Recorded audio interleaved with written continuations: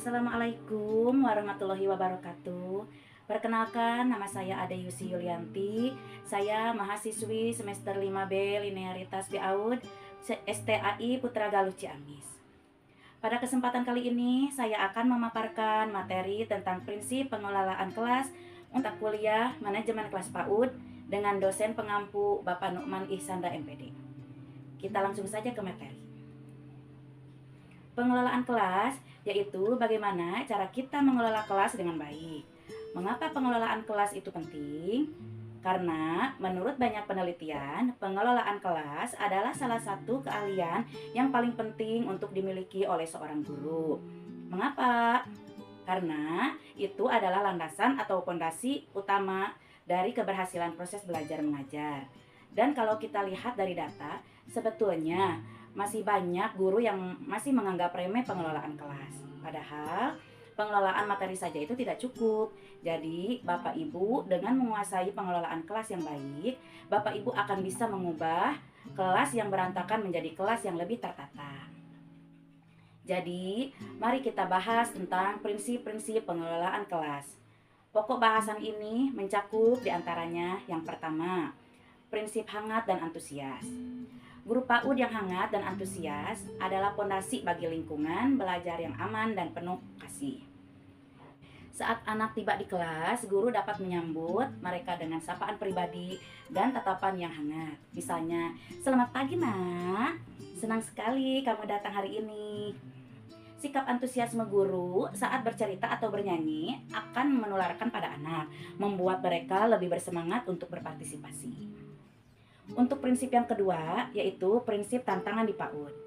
Tantangan harus sesuai dengan tahap perkembangan motorik dan kognitif anak. Tujuannya adalah mendorong rasa ingin tahu dan ketekunan, bukan frustasi.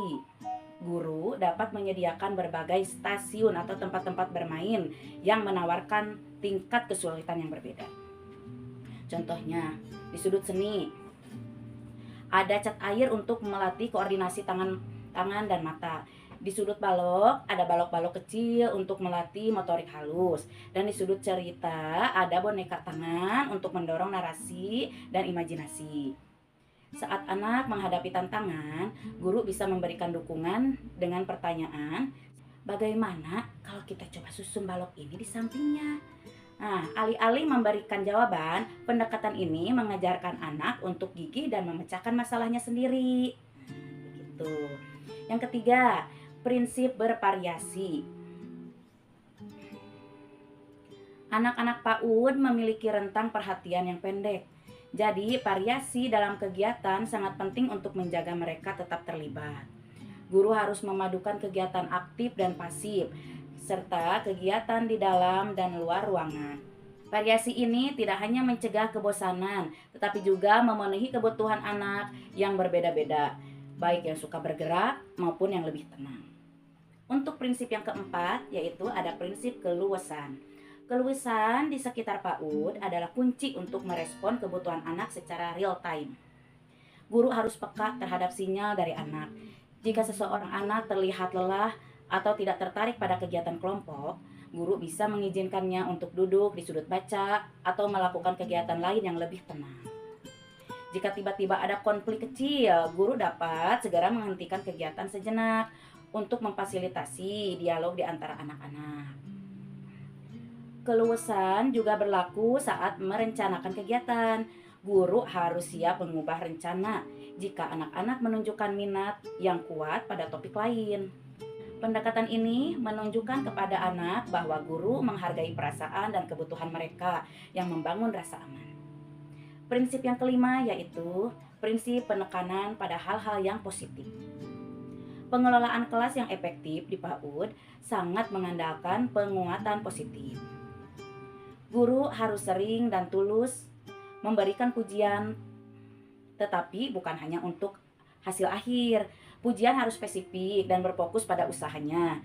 Contohnya, alih-alih "Bagus sekali gambarnya, Nak," guru bisa berkata, "Ibu suka sekali cara menggunakan warna-warna yang cerah di gambarmu, Nak." Penghargaan juga bisa berupa stiker atau bahkan hanya senyum dengan tepukan di punggung. Mengapresiasi perilaku baik seperti berbagi mainan, menunggu giliran, atau membantu teman akan mendorong anak untuk mengulanginya. Lingkungan yang positif akan menumbuhkan rasa percaya diri pada anak. Dan prinsip yang terakhir yaitu prinsip penanaman diri disiplin. Dan untuk prinsip yang terakhir yaitu prinsip penanaman disiplin diri. Disiplin di PAUD bukan tentang hukuman, melainkan tentang membimbing anak untuk menjadi mandiri dan bertanggung jawab. Ini dimulai dengan menetapkan rutinitas harian yang jelas, seperti waktu untuk membereskan mainan, mencuci tangan, dan duduk di lingkaran.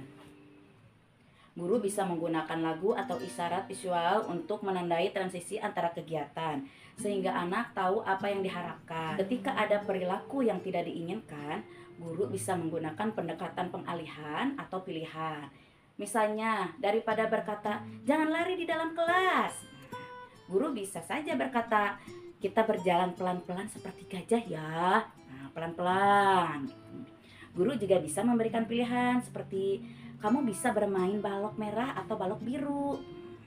Pendekatan ini mengajarkan anak untuk mengambil keputusan dan memahami konsekuensi dari tindakan mereka. Kita mendalami setiap prinsip pengelolaan kelas, dapat disimpulkan bahwa pengelolaan kelas yang efektif, terutama di tingkat PAUD, bukan hanya tentang menjaga ketertiban, melainkan tentang menciptakan ekosistem belajar yang utuh.